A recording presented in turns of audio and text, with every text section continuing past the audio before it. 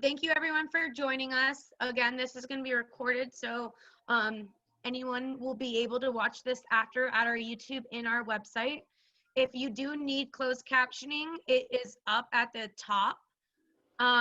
If you hit the live IA, it will go down to a drop-in menu and it will say stream notes, audio notes, and that way you can see all the things that we are saying. If you have any questions or any technical difficulties, please kind of keep that into the chat room. If you have questions and there's a pause, feel free to ask them yourself. If you have a question or you don't want to ask yourself, you can just go ahead and go into the chat. People might be coming in and coming out. If you do have any background noising that comes into play, please try to mute your speaker so that it doesn't affect the audio. But enough about me. I'm ready to introduce our guest, Vanessa Cantu. She is awesome. I've known her for quite some years. I actually met her at an adaptive CrossFit competition, and I'm going to actually let her take it away and tell you a little bit about herself and her journey, and what makes her the amazing advocate she is today. Awesome. Well, thank you very much. I appreciate it. That competition that I met you at was definitely a highlight for me, because it was such a cool platform for an adaptive athlete. So adaptive athletes are just now picking up and becoming more mainstream. We had to really fight and prove ourselves really on what we were capable of doing outside of just, living with our physical limitations. So I was in a car accident in 1998, had a spinal cord injury. Kind of loud to talk over. I feel like I'm gonna have to. I got it right there. Go ahead. So was in a car accident in 98 and suffered a spinal cord injury, which left me partially paralyzed, T12L1. So I describe it like I'm walking on stilts, and from my knees down to my feet, I don't really feel much, don't have any control at all, really much. And I had several abdominal injuries. And so I spent many years very depressed, just not wanting to accept the fact that I was now partially paralyzed. And being only 15 at that time, I didn't really want to continue to live life with a paralysis. So I did everything to avoid accepting it, which was just really having a good time. And then I got pregnant in 2013. And at that time, that was when it was time for me to make some changes with how I was with my lifestyle. My lifestyle was very loose, very just partying and very toxic, and everything that I was getting myself involved in, again, because I was running with the situation. But once I got pregnant with my daughter, she became my motivation to realize that I needed to be strong. And I didn't even know what that meant, physically strong in this like new normal for me. I didn't really push those limits ever and test it until I had my daughter. And so when I had her, I joined a CrossFit class. And what I learned real quickly, this was about 5 years ago, or 6 years ago, I learned that there was nobody else like myself in a CrossFit gym. I was the only one. And so when I started the class, I was very intimidated, very insecure. And, I had a coach that basically said, I will work with you and teach you, what the movements are, and we can learn together on how to modify the movements, because again, he had never worked with somebody that had a spinal cord injury and was in a wheelchair. So that is when my journey began. I actually signed up for a competition before joining a CrossFit class, because if I signed up for a competition, then I was forced to take training seriously. So I trained for 3 or 4 months, which isn't a long time to train for your first competition, but that was my way of, that's when everything changed for me, was signing up for that competition. It was by far the best choice that I could have made for myself and my daughter, because I for once saw a group of individuals that were strong, that were young, and that were, you know, capable of doing so many things with missing legs, missing arms, and in wheelchairs. And it blew my mind because I had never seen that prior to my accident. And so it was motivating for me, to challenge what they were doing. And after that, it gave me something to look forward to doing. So I did my first competition, and then I was hooked. For about 4 years, I competed. And when I went to these competitions, I noticed that there wasn't that many females in wheelchairs in this, you know, in this world of adaptive CrossFit. And the community was very small to start out with. And so it then became my mission to kind of see this division grow. And so I stayed competing. I traveled as often as possible, wherever I needed to go for the first 2 years, to network and meet as many adaptive athletes as I could and become immersed in this community. And I started sharing everything that I was doing online. And so confidence and everything kind of started coming with. And I created a hashtag, or a logo, if I can, you can too, which Cantu is my last name. And so for me, it was, that's what we're going to go with. And it was a reminder that I'm sharing my struggles, you know, of how hard it is to do these things online, for you to realize that it is possible, you know, to do the same. And so that's kind of where everything started for me. My daughter was definitely my inspiration. Motivation came with the community of CrossFit, and then ambition was really just to see and be an advocate for other seated athletes. And now the division in this sport has grown. I mean, it's quadrupled, you know. It's huge, the amount of athletes that are now in this division. And I retired out 2 years ago.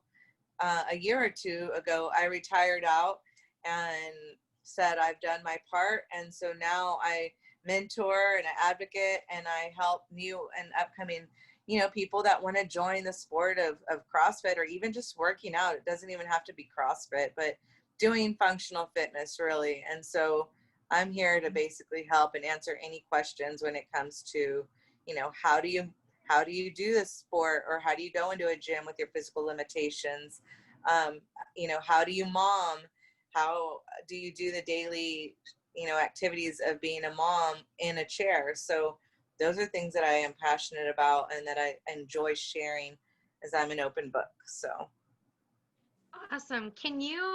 You said, did you learn about CrossFit at ATF, or where did you learn about it? And then how did you get directed to the Adapted Training Foundation? So when I did that first competition, I met a very large man approached me, and he was clearly he looked like a professional athlete. You know, he clearly was someone that you took serious. And he approached me and he said, you know, I have this gym in downtown Dallas. If you want to come by and check it out, you know, I'd be willing to work with you. And that gentleman was David Vabora, who is the owner and founder of ATF. And you know, when I started, it was just David and I. So ATF was not ATF at the time. David was ex-NFL linebacker for the Seattle Seahawks, and he retired at a really young age due to several injuries, concussions. And, you know, he suffered with addiction that comes with a lot of these professional players. Once they get injured a lot, they become, you know, they get these pills, and then they get hooked on the pills. And it's you know, and at a young age, he was out of the sport trying to figure out what was next. So he started training professional football players and professional athletes, but that was not fulfilling for him. And so that's why he was at that competition wanting to explore maybe working with adaptive athletes. And so he worked with someone by the name of Travis Mills, who was his first adaptive athlete. Travis Mills is a quadruple amputee who was blown up in Afghanistan. And David met him in a parking lot and did the same thing, invited him to his gym, worked with him, and I was the second person that he worked with. And so we did, he asked me what my goal was, and I said, I just had a daughter. I would love to learn how to walk without being in my wheelchair.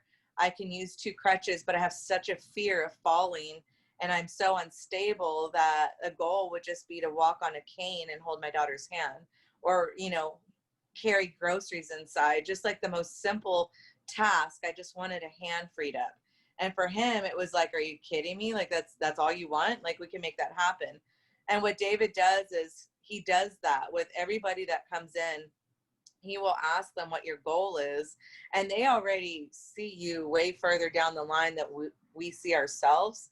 And so they immediately, in a course of 9 weeks, will take you to the most uncomfortable place that you're afraid to go on your own, and make you face that fear like right away. So if falling is a fear of mine, let's practice falling and see what that's like, but safely, of course. And so while I was there, after about 2 or 3 years, David envisioned the Adaptive Training Foundation. It became a reality. I was part of their, first or second class, but I never left the Adaptive Training Foundation once it started up. And so I've been there since the very beginning because, I know what it was like for me. And I love to see people come into this gym like with no hope, and they feel like there's nothing left to do. And there's, you see it in their eyes, and then you see a transformation over a course of 9 weeks. And to me, like, seeing that transformation and seeing a genuine smile on their faces and their families' faces will keep anybody at the Adaptive Training Foundation. So it's a free 9-week course that people can apply to. There's a ton of volunteers that are all backgrounds, therapists, personal trainers, and they volunteer their time and work. They're assigned to a certain athlete. And so that's basically what the Adaptive Training Foundation does. It's changed a lot of lives to where a lot of people that go to the class, they don't leave. A lot of people will be from out of state, and they will move to Texas just to be at the Adaptive Training Foundation, because it's not only physically healing, it's mentally healing. They take mental and they take physical, and they have both aspects that they work on while they're there. But it's a community. And so when you walk in these doors, you're not the odd man out that everybody is looking at. You're normal in this community, and we're actually the ones that are teaching other people, what is possible. So it's a very, there's no place like the Adaptive Training Foundation. Like, it's very hardcore, but not, I say hardcore, but I've seen people in 50s and 60s with a stroke that come in and are hard chargers and, are able to do more than what they thought they can do. I've seen all walks of life come through ATF, and, they don't leave. You don't leave that place once you're there. Just for everyone that's on, I have the ATF website on right now. So these are their current athletes right now. So they typically have about 10 to 12 athletes. You'll see they all vary. Amputations, spinal cord injuries, stroke. It varies, we even have MS, you name it, we have it. But this is the current class. If you click on any of their names, it'll give you a description of this individual and maybe what happened to them, why they're there. You can also donate. Maybe if family members or something want to donate to the cause or to the athlete, that can be done on this website as well. But they do a real good job at providing a story for the athletes that come through those doors. Yeah, so Read you the- can learn, what was that? I was gonna say that's David. That's his Vanessa, do people story. move there? Huh?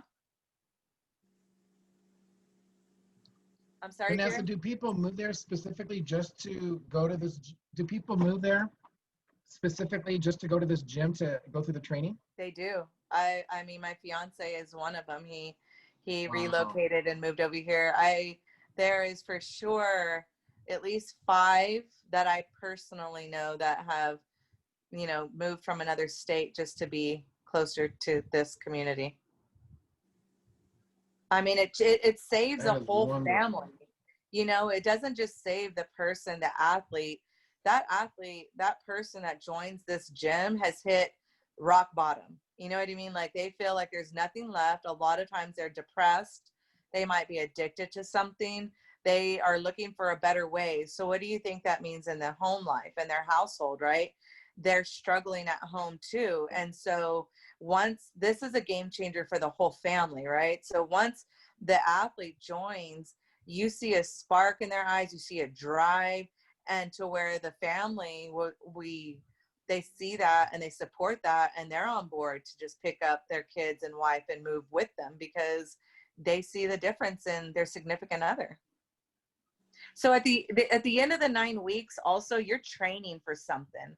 So they call it, you go on a trip, a redeploy trip. So at the end of the 9 weeks, you're either going to go skiing, snowboarding, you're going to go water skiing. It depends on the time of season that you're in the class. But at the end of the 9 weeks, you're essentially training to be able to go do something maybe you've never done since you've been injured.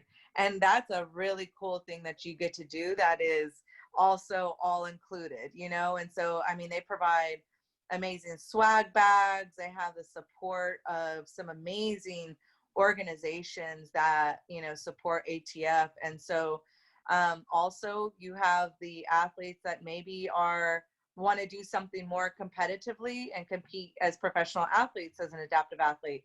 That is what Reignite, some of their other programs are. You can apply and you can get a trainer that will train you at the level that you need to for maybe a particular sport.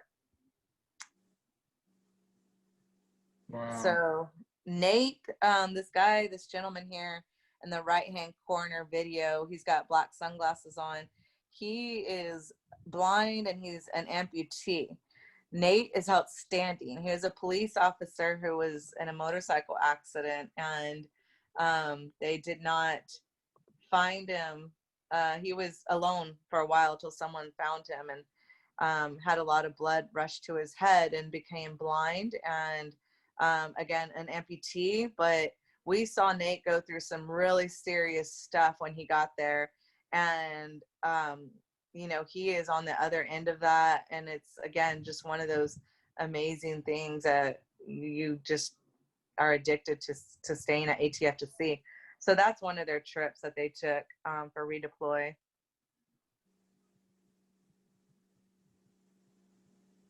So you have a connection then with the National Ability Center in Utah? So we do, yes, we do. We are good friends with the lady that runs it and manages it. And so, yes, we do have a connection there, ATF specifically, but yes, we do. They're very good people there. Yeah, that's cool. That's great. Vanessa, you talked a little bit about this, but it took you a minute before you kind of got back into things post injury. And can you kind of talk about, why did it take so long? Why is it so hard to get back into things? And also, what is like the best advice you would give someone that newly just acquired a physical disability? It was hard for me because I didn't have, back in 98, we didn't have access to social media like we do now when my accident happened. And then again, being 15, I don't remember seeing anybody that was physically disabled at my age. And so there was such a stigma associated with, being in a wheelchair, and, you just didn't see them out and about. And people still to this day freak out when I tell them that I drive and I work out and I have a full-time job and I'm a mom. You wouldn't believe how many people are amazed at that. And I'm amazed that people still think like that. But there is a stigma back then, and it was not so open. It wasn't, on TV and commercials, on magazines. So it was hard for me to accept because I didn't have anything or anyone to relate to, that in my situation. Add depression with non-acceptance. I didn't really get into counseling much, and I wish I would have taken that more seriously to understand this life-altering experience for me, but I didn't go and take that seriously. And then again, I was looking for an outlet to escape the reality. So for me, yes, they were giving me pain pills and medication, but I quickly went to something else that was stronger. So addiction became a large part of my life for, about a decade. And that once you're in that lifestyle, it's real hard to do these positive, things like working out and hanging out with good people. You are now sucked into a different lifestyle because you haven't accepted yourself. You don't have confidence, being altered state of mind makes you not think about things. And now you're hanging out with a community that also doesn't uplift you and try and make you do better for yourself. So that's why for me now, once you get wrapped up in that black hole, I call it a black hole. Like the sooner that you can get out of rehab and find a place like the Adaptive Training Foundation to continue intense therapy outside of just how do I live in a wheelchair at home, you want to figure out really how to be physically active much more than transferring in and out of a car, right? And so places like the Adaptive Training Foundation, the sooner that you can get out of a rehab and go into a facility like this, it eliminates almost the, that getting sucked into that hole of addiction, pills, sabotaging relationships and family, because you're now fixated on something good. And you're being encouraged typically by the right people. So that's why I think it was so hard for me to make that turnaround so quickly. It just wasn't the same as it is now. And that's why I share what I do now. And I love to see other athletes sharing their stories, because you're going to relate to somebody. Somebody's going to relate to you more than they can somebody else.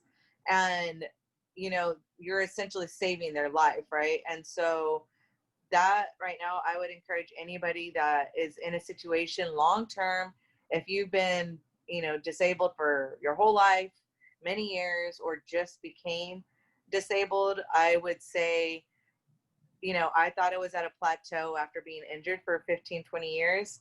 There's no such thing, right? You will stay at a plateau until you maybe challenge yourself to do something new. And once you do that new thing and getting involved in a new community and atmosphere, the sky's the limit after that. You challenge yourself in more and more ways. And then before you know it, you're just living life and you're not stagnant at home, depressed. Right. Thank you so much for sharing.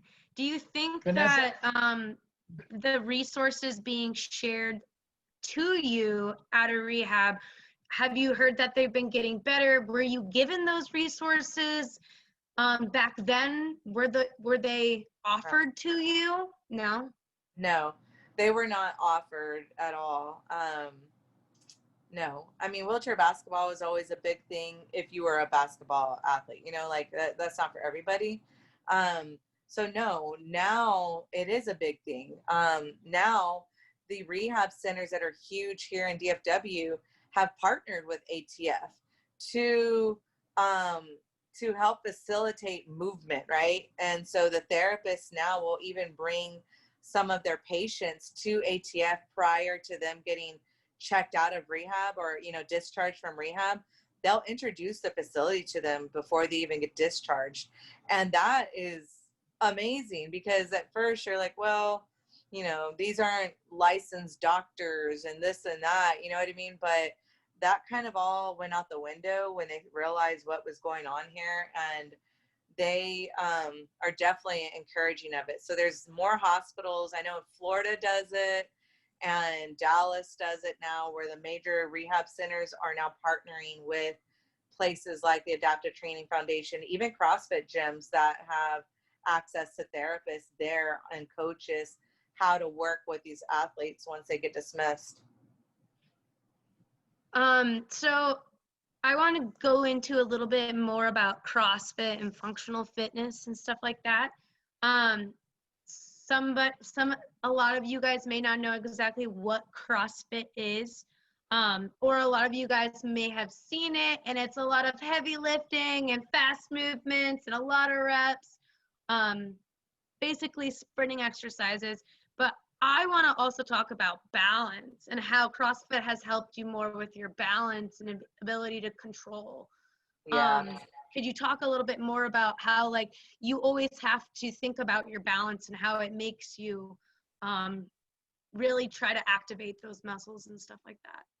Yeah, that was one of the biggest and coolest things that I saw my body transform into something that I didn't think was even capable of, because I can't run, I can't squat, I can't, you know, lunge. The lower extremity exercises, I can't do them, you know? And so I had I still do. I mean, I have very thin legs and very petite frame, and I didn't have any muscle going for me.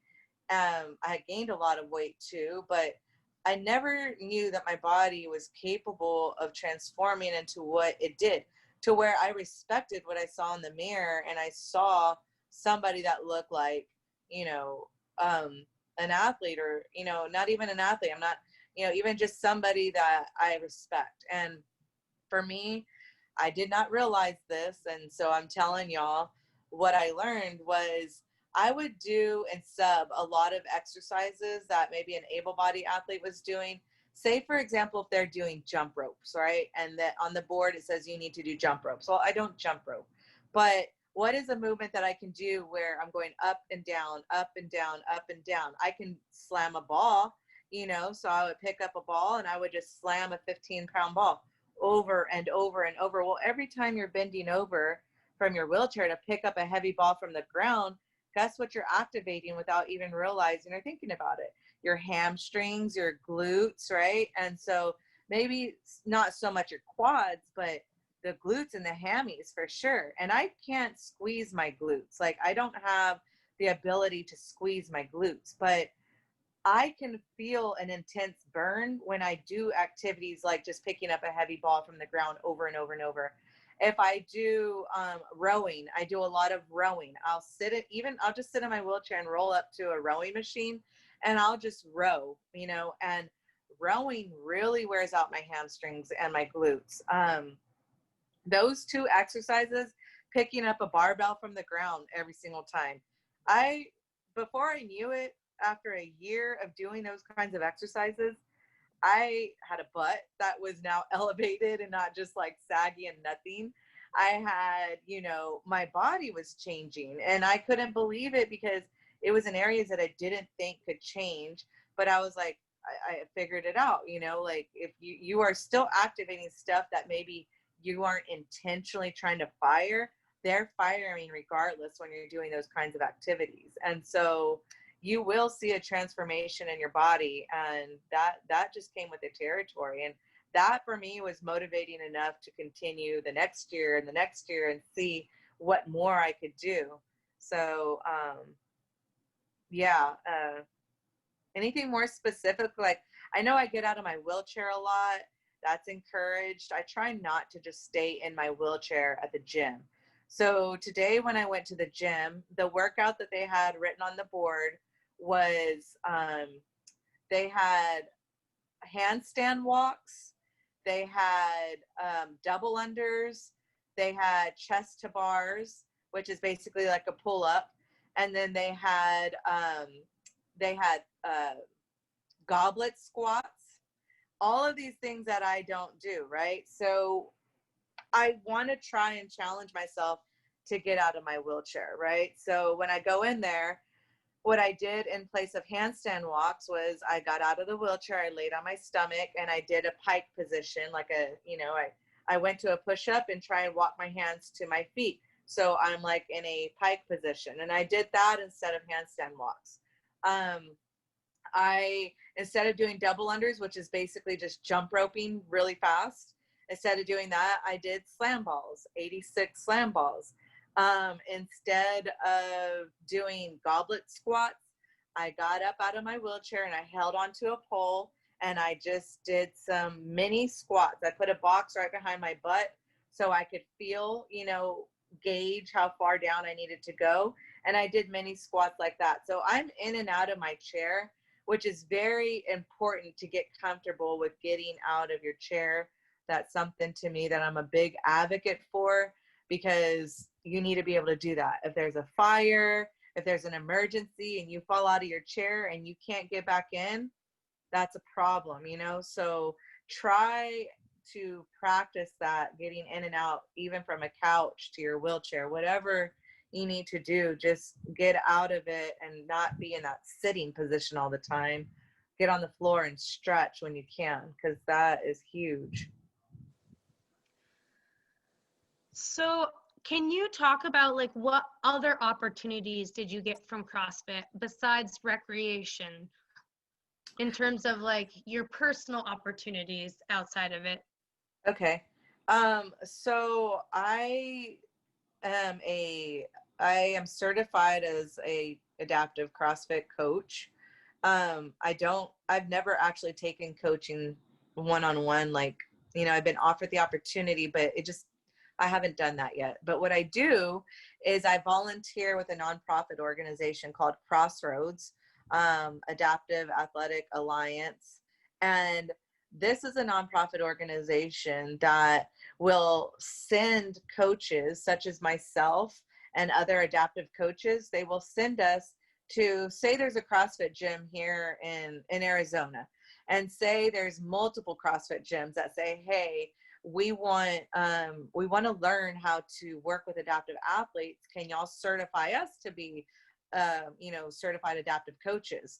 Sure. So what Crossroads will do is they will send out 3 or 4 coaches to Arizona to a CrossFit gym, and we'll have a seminar. And so we'll host a day or 2-day long seminar, and I will go over what it's like to do, if a wheelchair person rolls into your gym, what questions do you ask? What are you looking for? What's important? Like how to even just start a conversation and not act like you don't see the wheelchair. Let's get comfortable first with this.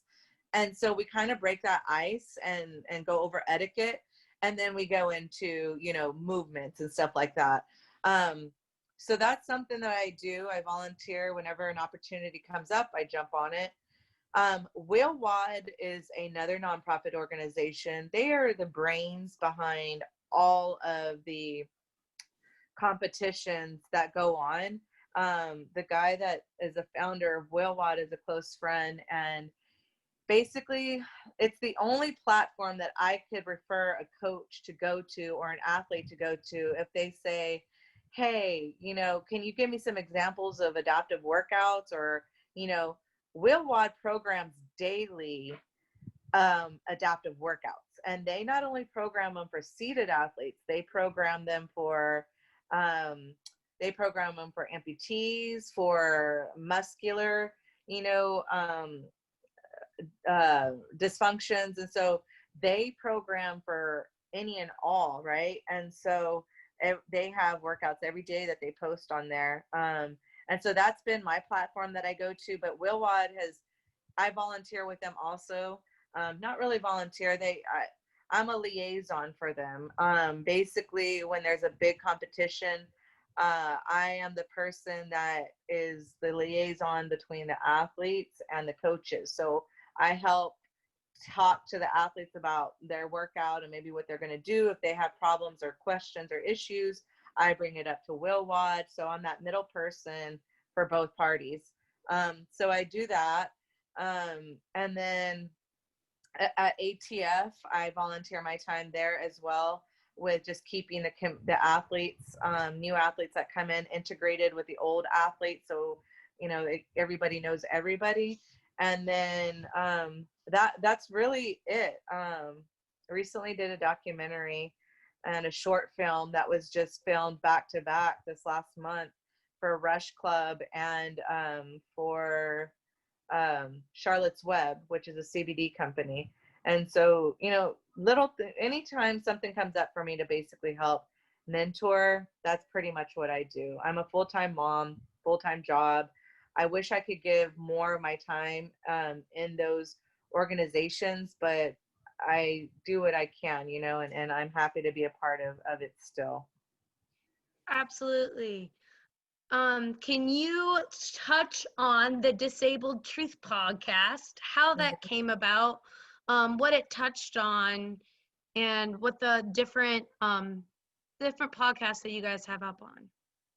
So the Disabled Truth is no longer active, unfortunately. That was a great podcast that it was myself and I had two other friends that are in wheelchairs.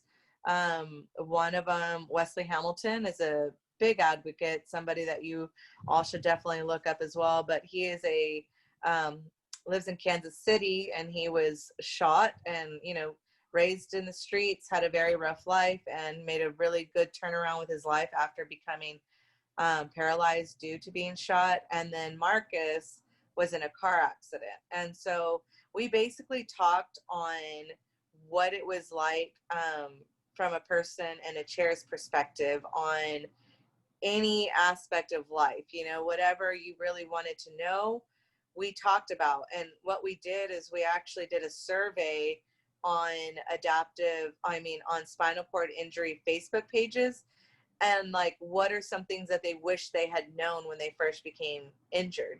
And so we took like the top 10, 15 things that people wanted to know, and we started talking about these topics and subjects. And so that's what the Disabled Truth was about. I don't know if they're still up and running, but yes, we had wanted to restart another podcast, just Wesley and I, and that hasn't happened yet, but we do stay in contact and talk about that. Awesome. And now going back to your daughter, what has this done for her? Do you think that you are a completely different mother now than you would be if you never found ATF? And what opportunities does she get now because of this community that you have? I feel like Izzy was definitely my saving grace. Like, I don't really know where I'd be in my life right now if I didn't have her to help sober me up and set me on the right track. I just, to me, that's a scary thought. It was very high risk to have Isabella because I've had 6 abdominal surgeries and I have mesh holding my stomach wall together from the car accident. So that was very risky and very unplanned. And she is a saving grace for me as far as setting me on the straight path. And she's been my motivation for sure. And I think I'm her motivation as well. She learned very quickly what I could and couldn't do.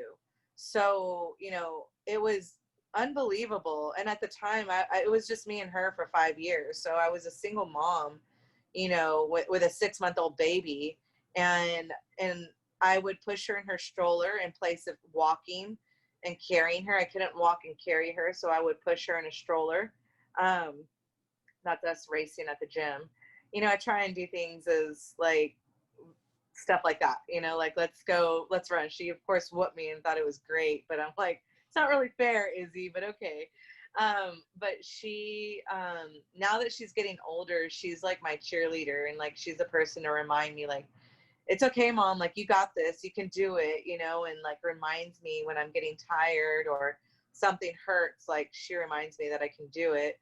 And I think her perspective on life and being there for other people that are in similar situations, it doesn't scare her, like, she's okay with being around people that look different. She's okay with being around somebody in a wheelchair or missing a leg. Like, she's the type of person that's been exposed to it her whole life. So she's going to ask you, you know, what happened, or cool prosthetic, cool wheelchair, like, and let's keep it moving, like, no big deal.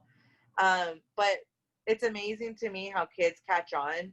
So, you know, by 10 months old, she was walking and, you know, on her own. And by 2, she was in the kitchen, you know, grabbing her own snacks. Like, everything was excelled at such a quick speed with her that it just made things so easy for me. So it was such a blessing for that, you know. And I noticed I have other moms in wheelchairs that have had children, and they don't run off away from you. You know what I mean? They know your limitations without you having to really yell at them and address it with them. It's a natural thing, just like being a parent is.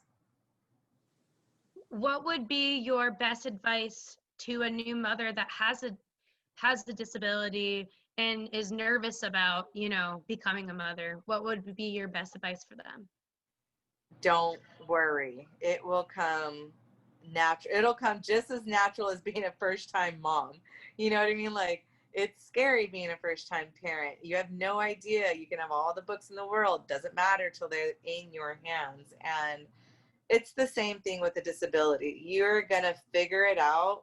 And, you know, there's a lot of devices out there now for moms in chairs or disabilities to make that transition easier for you. You know, you can have, there's all sorts of stuff out there. So we're not back in the, you know, 1900s. We're well into the future where you can find pretty much anything that you need to make it easier on yourself. So I would say, don't overthink it.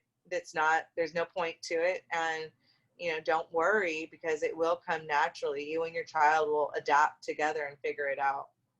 Are there resources out there for mothers with disabilities? You know, I have not done any research on that field lately, so I can't tell you. I'm sure there is. I'm sure there's a plethora of stuff out there. I just haven't done the research on it lately. Awesome. Well, I want to thank you so much for your time. And now I'm going to open it up for anyone that might have any questions for Vanessa.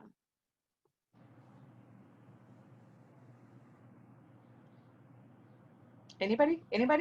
Vanessa, I have one, Okay. and it's, you know, when you're talking about mentoring and, you know, through the addictions and things like that, have you ever mentored individuals that did not have disabilities?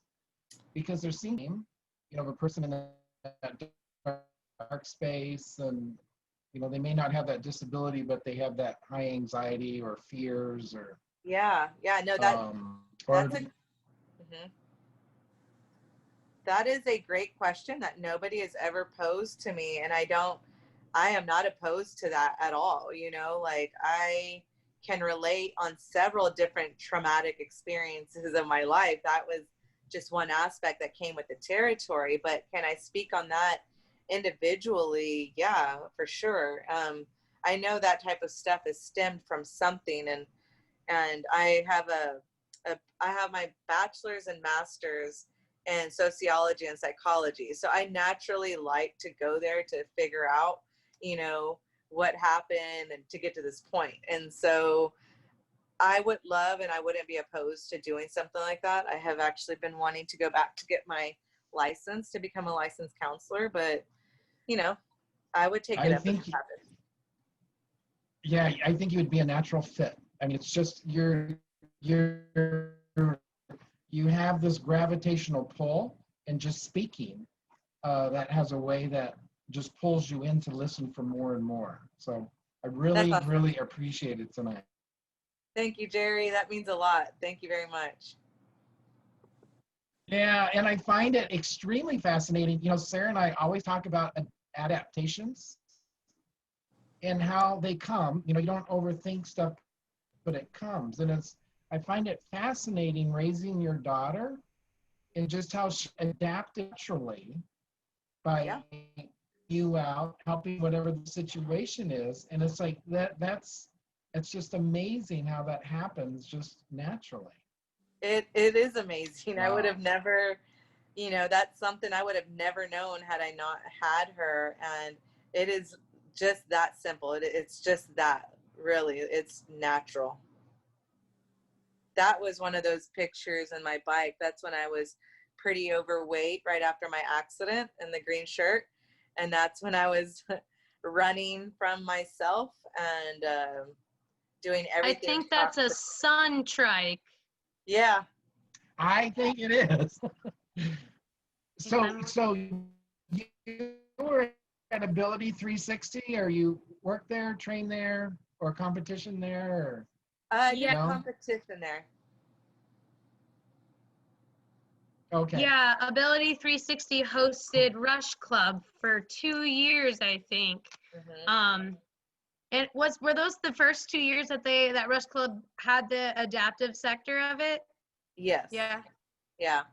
Yeah. And that, you know, that was AJ had never, he's the owner, the founder of Rush Club. He had never had adaptive athletes on that platform. And he was one of the first to be like, let's put y'all head to head, you know, but it was such a small division for us that it was like, who's next? You know what I mean? That was 2-3 years or a couple years ago. Now we have a lot more people that, you know, I would love to see go head to head, because the division has grown so much and the sport's grown so much.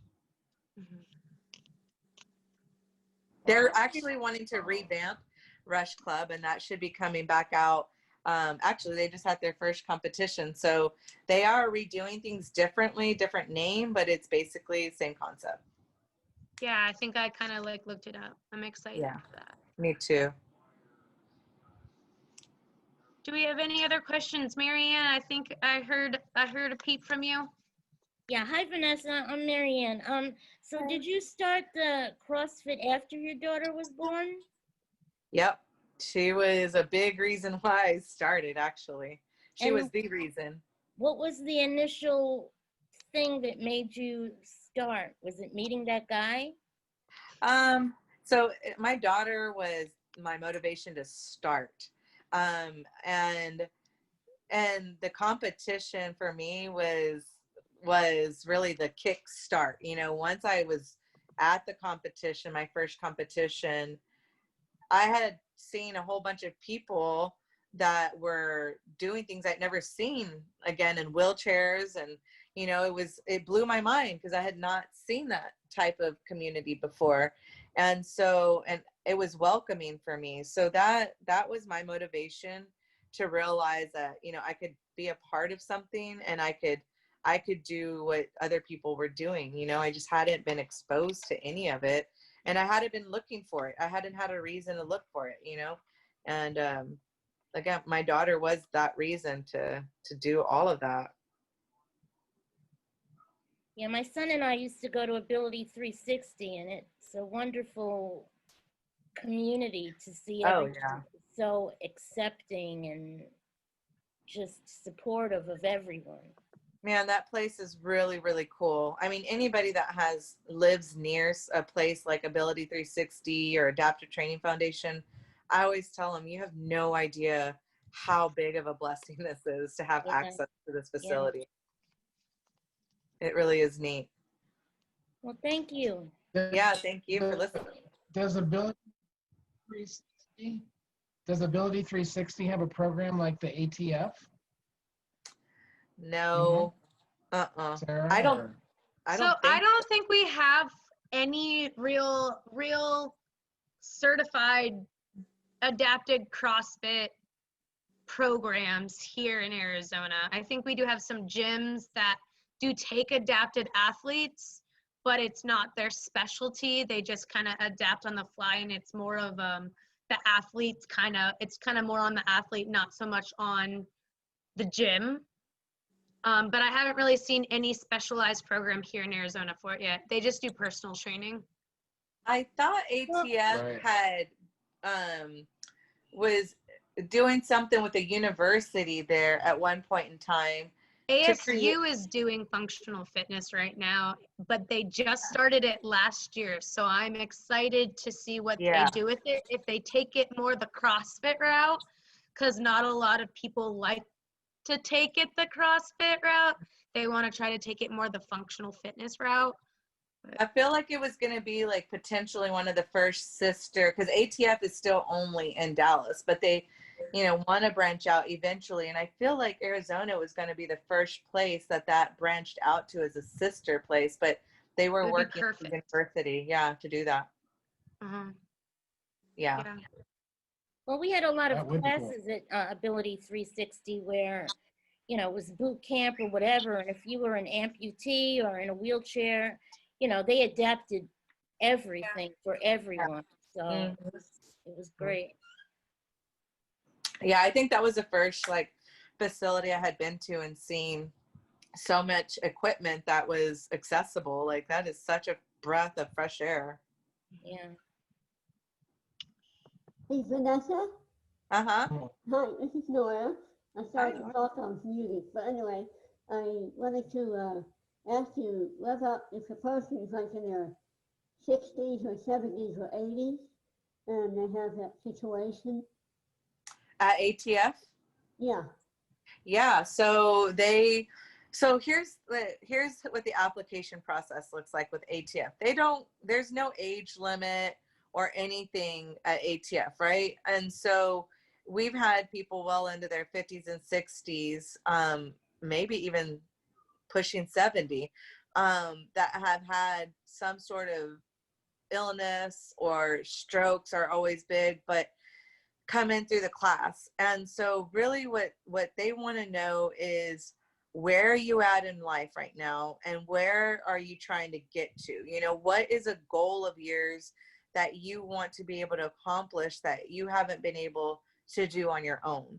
And so that's the kind of application process and the questions really that they're looking for. So it really doesn't matter age, it matters, you know, they want to know what you're really trying to get out of this and make sure that, you know, that it's a good fit.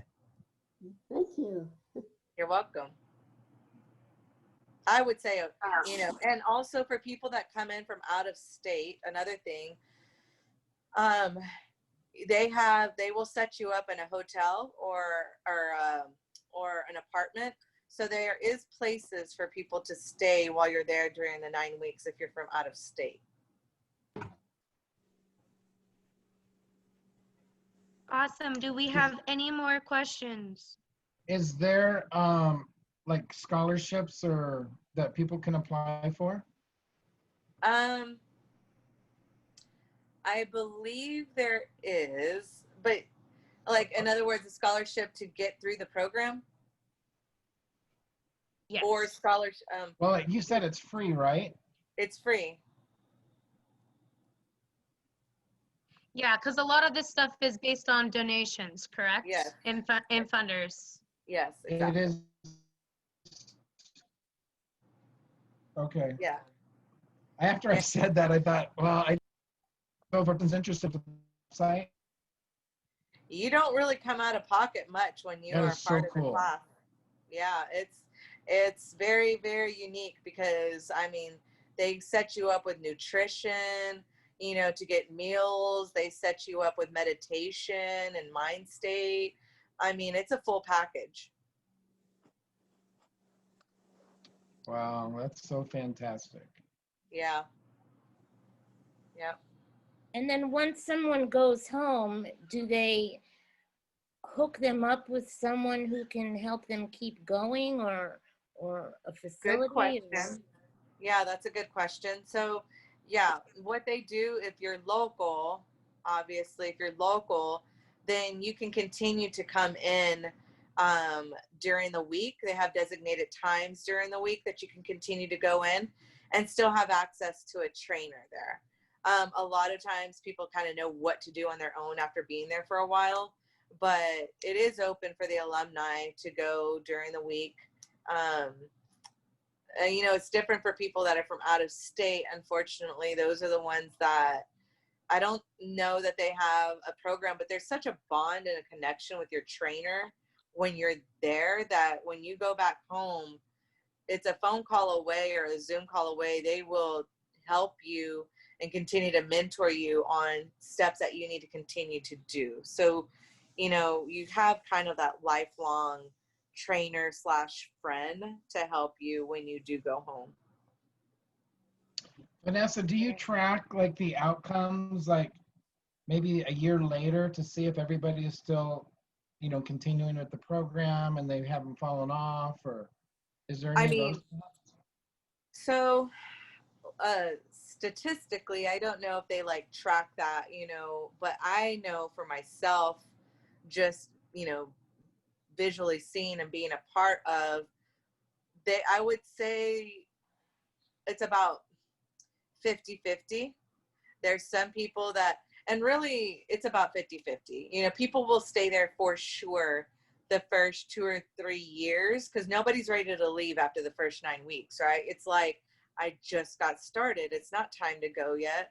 And so they are afraid to leave. And so they typically will stay there for a good year or 2 years and start mentoring the next people that come in a similar situation. So it's like the gift that keeps giving, and it helps them grow in confidence.